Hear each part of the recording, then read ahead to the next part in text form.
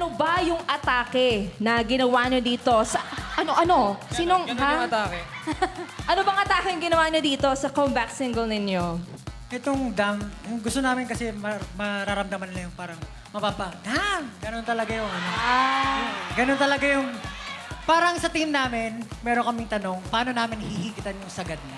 So, for this song and for the upcoming EP, for the EP na release namin, talagang sinagad namin yung creativity na pwede namin incorporate dun sa album, sa kanta. Tapos nag-incorporate din kami since origin story siya. Parang in-incorporate namin yung tunog ng mga una naming kanta like What and Gento dito sa latest single namin na Dam.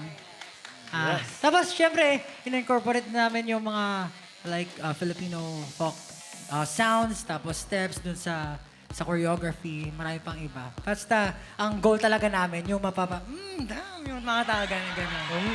Hindi, totoo naman. Hindi, tsaka ganun kasi yung anong pakiramdam. Yun yung pakiramdam namin kanina nung pinapanood namin kayo. Kaya naman, congratulations. Sa pakighusay. Yes, congratulations. For sure, lahat kami dito talaga ay napa-damn! Diba?